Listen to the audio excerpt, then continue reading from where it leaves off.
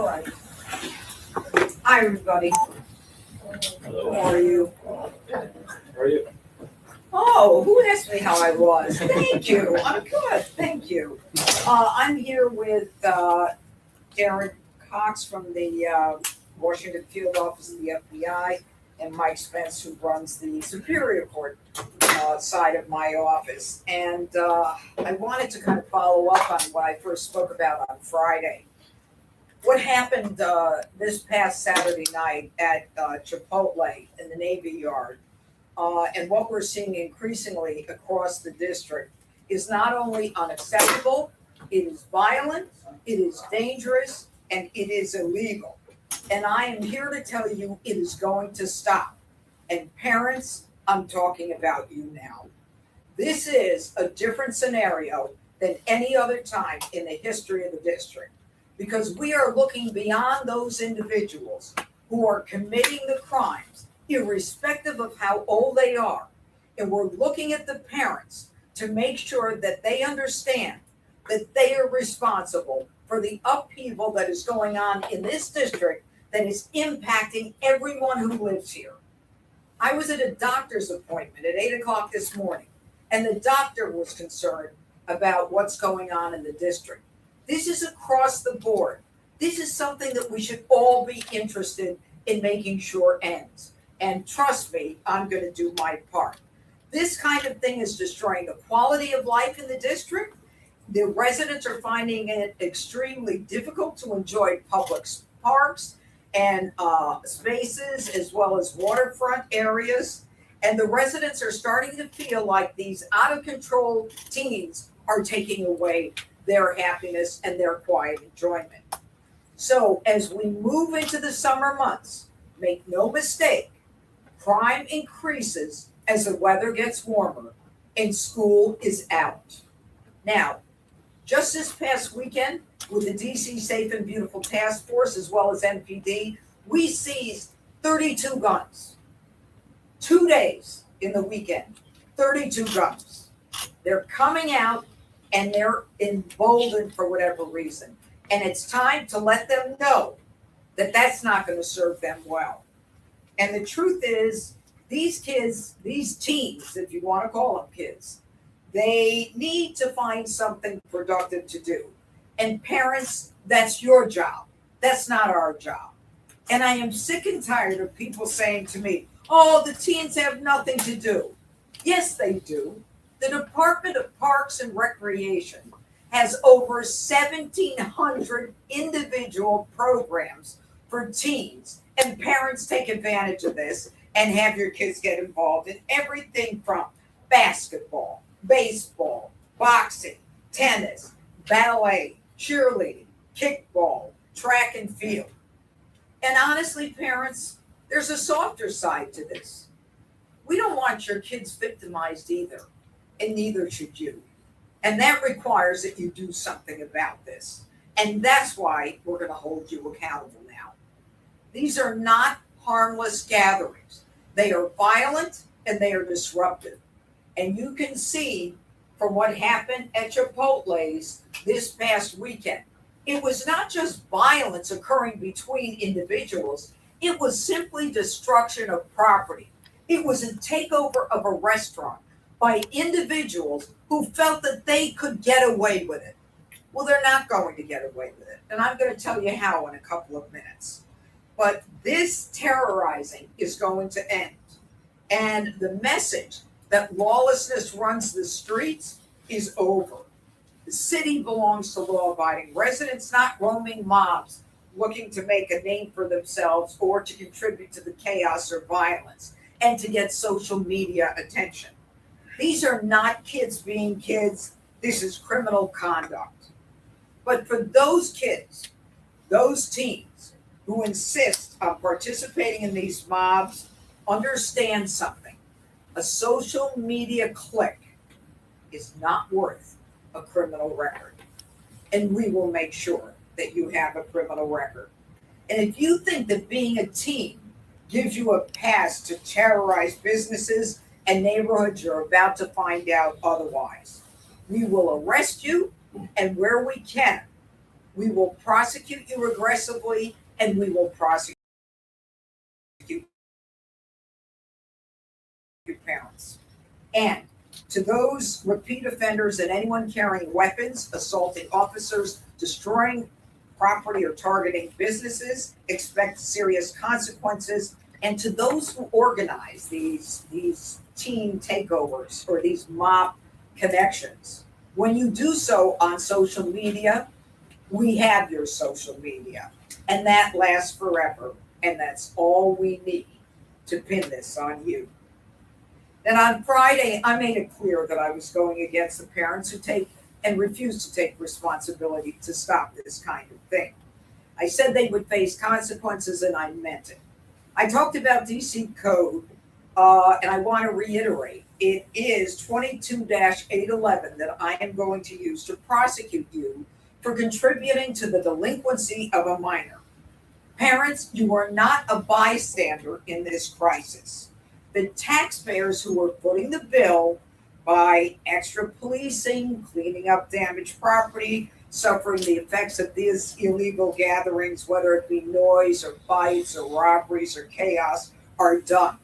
Starting now, parents, you're paying the bills. And if you know where your teen is and what your teen is doing, and you allow them to continue their conduct and continue to allow them to flourish, then we're going to prosecute you. And you can't just say, well, I really didn't know, I'm not so sure. This is going to be a strict liability crime and a strict liability prosecution. Now, how am I going to do this?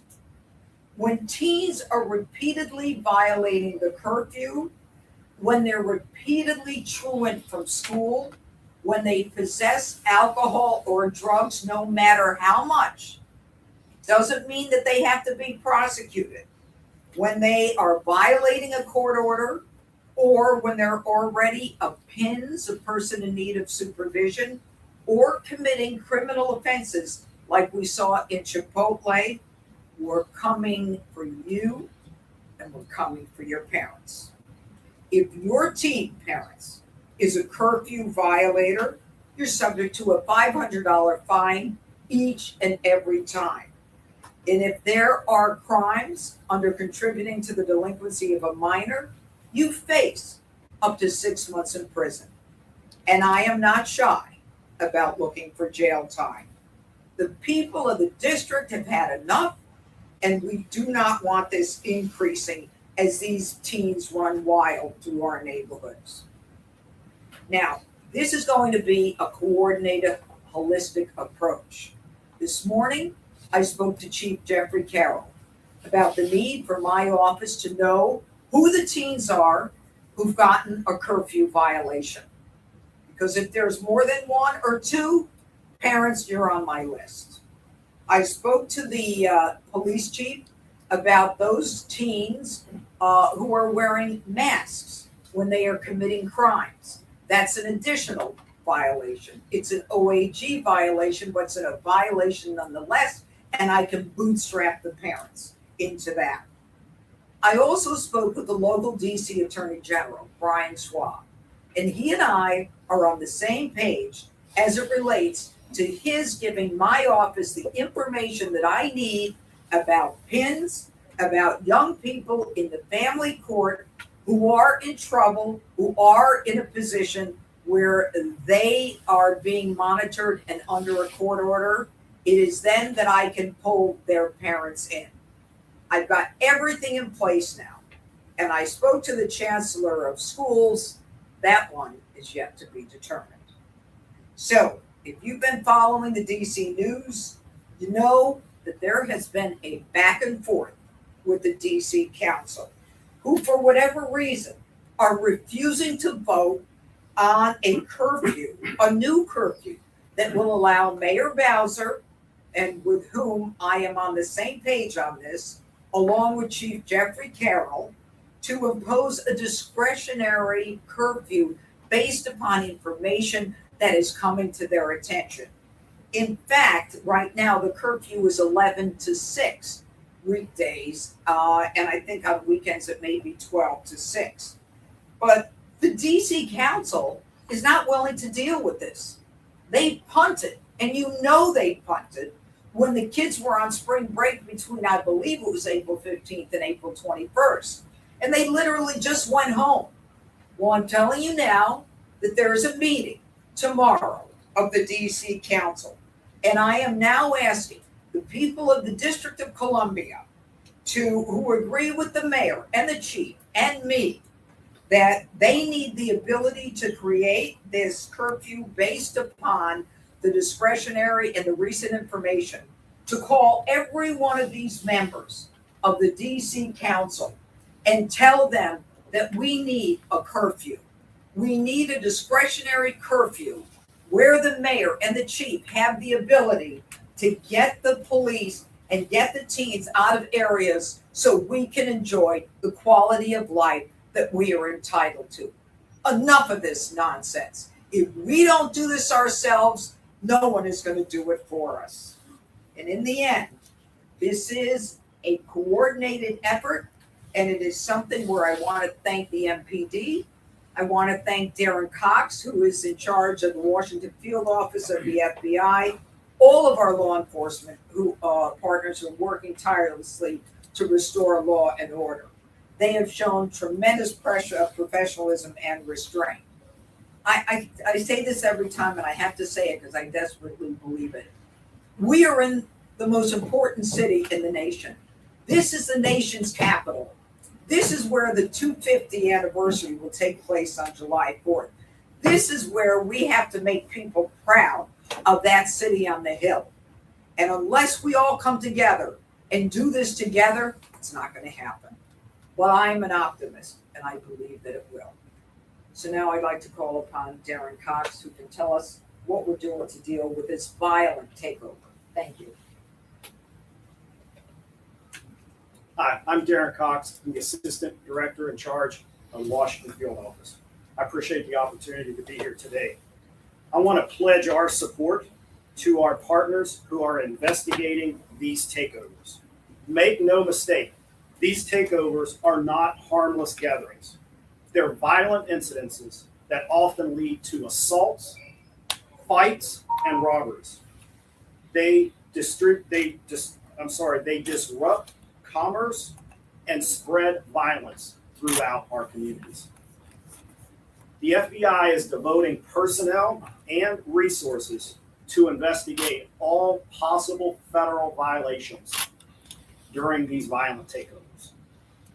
If the subjects are 18 or older, they are considered adults in the eyes of the law.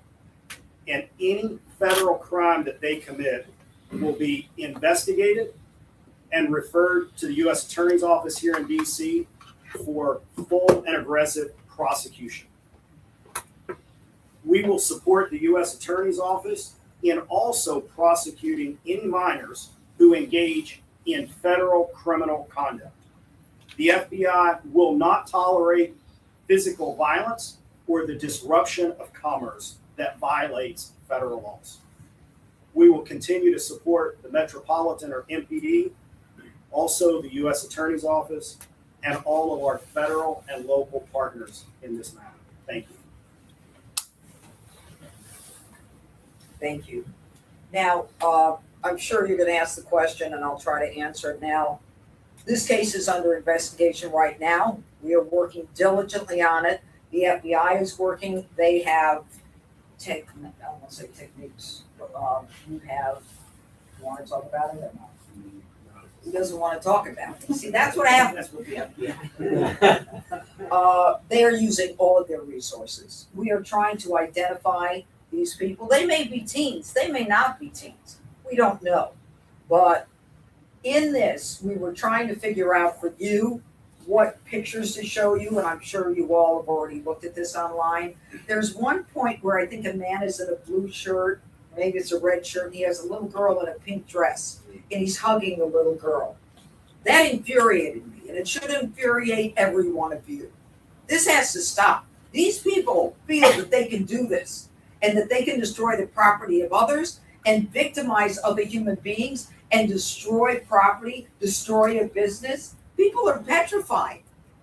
We're going to put an end to this. I'm telling you, we're going to put an end to it. Yes. Hi, Braden Reese with the Daily Caller. I have two questions for you. How soon can we see charges against parents? And then you mentioned the planning of these teen takeovers. Do you have any idea who's planning them and how widespread that is? Let me answer the first, the last question first, and that is in terms of the planning.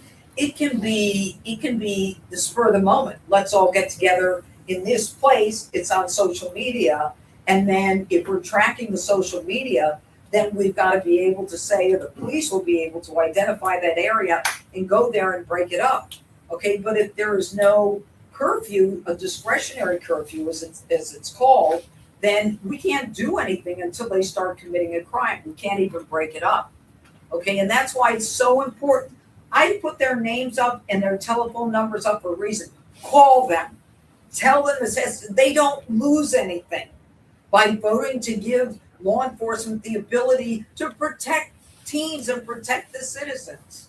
And what was the first question? How long before what? How long before we can see charges of parents? I think if you read between what I was saying, there were several parts of the statute of contributing to the delinquency of a minor. Subdivision 1 is if they're truant from school. In order for me to find that, I have to work out something with the chancellor of schools. I have to have that information. If they possess or consume alcohol or have a prescription that is not have drugs that they don't have a prescription for, that I can get from the MPD, we're going to be working together. If they violate a court order, the Office of the Attorney General has indicated that he will start working with us on that. If they violate any criminal law, I can do that. If they violate a court order, if the street gang doesn't work. There are any one of a number of subdivisions of 811 that we can use. But what this means is that we have to start backtracking now. We can get someone, for example, in this situation, but before I can prosecute a parent, I've got to know that there is some knowledge that they were soliciting or recruiting, assisting, supporting, causing, encouraging, enabling, inducing, advising. There's a lot of verbs in there. And if I can prove that, I'll go after them. But understand, it's almost a backtrack. What are the truancy records? What are the family court records? What are the criminal records? What are the criminal records that I can access? You know, what do I know about the parents from kids? I was a family court judge for a while. Persons in need of supervision. Understand, it's going to take a while, but it's a holistic approach, and I've got pretty much everyone in place to do this. Thank you. Yes. Hi, Hamada, Fox 5. So this happened almost 48 hours ago. There are multiple camera angles. I know you have techniques that you're working on to figure out exactly who is behind this. But what is your message to that dad? Because I felt the same way that you did as he's holding his daughter. Yeah. You have MPD that said they were a minute away and still made no arrest by the time they got on scene. You have National Guard in the area. You have FBI. What more resources could you add preventatively, in addition to charging parents? Well, I mean, obviously, our focus is to arrest the wrongdoers. I mean, that's our first focus. I don't know about the time as it relates to the MPD, the FBI, the National Guard. I don't know what the allegations are or what you're referring to, but what I can tell you is everyone is right now making sure that they are working on this. This is top of mind today for everyone that you mentioned. Yes, sir. Keelan Goose, the Washington Examiner. I just want to get you to maybe reiterate or say, is your concern that if this curfew is not in place, that the lack of curfew is a contributing factor for what we see happening at Chipotle? Is your concern without that curfew that other restaurants could be ransacked, things like that, because it's like 1 + 1 = 2 sort of situation? Like, Well, what the discretionary curfew gives us is the ability for police to go in and break it up. Okay, and get these kids, they either end up with a division for youth and family services, or they get taken somewhere where their parents or a guardian have to pick them up. Okay, so it's dispersed almost automatically.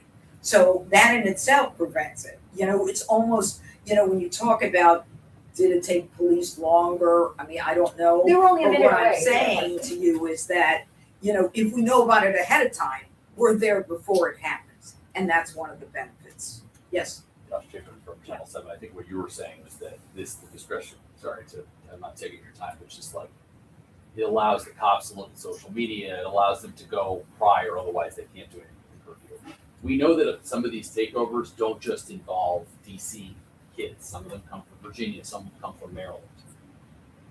I think that that's been proven. What happens to those Parents? Yes, can we do anything about them? Probably not. I mean, I would have to have some real nexus there.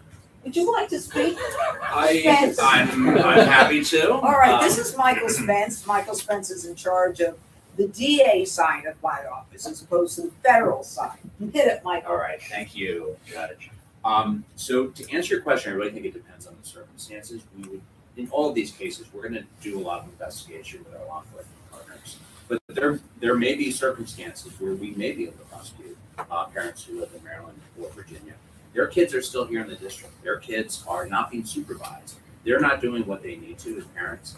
And there are plenty of other parts of our criminal code where conduct outside of the district, if it affects things happening in the district, we can charge that as well. But it depends on the circumstances. But your message is the same, I would imagine, to these teenagers who are thinking about coming to this sort of My thing. message is the same to the teenagers and their parents.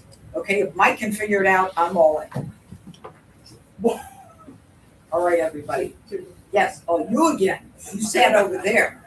Have you been able to identify any individual who are the customers in this individual? I don't know yet. I really don't. Do you know? Yeah, but believe me, we will get our hands around this as quickly as possible. And then, given the weaponization announcement today, I just want to see if you think at all that any taxpayer money, the weaponization announcement from the anti-weaponization fund, do you think that taxpayer money going to other people who rioted in the city? I don't know anything about this. This is it's the settlement money through the Trump IRS settlement that they. Yeah, I'm not involved in that. You always ask these out of my lane questions. What? Judge, you have Trayon Light up here. He lost his appeal to throw out his case. Yeah, Treyon. That you're. He's still on the city council. You want his number? Why Yeah, is his there he picture? is, Where's Treyon. his picture? Huh? Where's his picture? We pulled it together. Why don't you have Treyon's picture there? We didn't know if there was a Oh, now specific we're in reason. trouble. We didn't know if there was a reason. Do you have, No, there's no reason. do you have any reaction to him moving the appeal? And No, I don't have any reaction. Look, I'm pretty much a straight shooter. Judge makes the decision. Sometimes I agree, sometimes I don't. I have a job to do. I'm going to do my job. And I'm going to apologize for not having this picture here. That one I can't find. Is the FBI leading the investigation, this specific investigation, and will the FBI leading future investigations into other youth mob environment attacks? This investigation is being led by MPD, and we are providing assistance to them in this investigation. And one thing I would ask is the photographs that you've seen here and also on social media, if individuals have the identity or know about them or have any information about the individuals that would have been in Chipotle, please make sure that you're reaching out to MPD to provide that. And how common is that for the FBI to help local police in these sorts of environments? Is this a unique thing for the Washington field office? No, it's not unique. We help state and locals across the country. And once we identify a federal nexus, we work with them. And at this point in time, we're working with MPD. We're providing both agent and analytical support in this investigation. Once we identify federal charges, once we identify the subjects, then we'll obviously consult with the U.S. Attorney's Office here and see if additional federal charges are appropriate, and if so, then we would do those things. And Judge Jeanine, One of the, and I think it's important to add to what Darren just said, is because of the president's Make DC Safe and Beautiful, we've gotten into kind of a rhythm where we work together, and we find that there are tremendous aspects of each other that we can utilize to help us with our cases. So I'm really proud of the engagement between local and federal. and with that aspect, National Guard, is there a conversation about how are we going to position National Guard with the summer? Are those going to change in terms of parole, where they're patrolling, I mean? Well, I think that we're gonna leave up to, Gaddy Seralta, who was in charge of the task force and the marshals. You know, I just get the information from them when they make an arrest or when they need legal advice, and we provide that advice to them. That's really their milieu. But I wanna thank you, please, by the way, one of the names that was yelled was Rondell. Rondell was one of the names in the video where someone said, I think, stop Rondell, something like that. Play it back. If anybody knows a name or a person, that'll help us out. One last quick question. Yeah. Would you have any message to say for the city council members? Do you believe that by refusing to put any sort of curfew in place, that it could be endangering Americans who are coming to this nation's capital this summer, who are just trying to have a good time to celebrate 250? I think the members of the council should do their job. And their job is very clear. And that is to protect the people of the district. And when they go home and they punt on issues where the chief of police and the mayor believe it's important, and the United States attorney and whoever else is in this room, maybe they ought to think twice about it. Thank you, everybody. Have a great day. Thanks for coming. Maybe we should have done Rondell.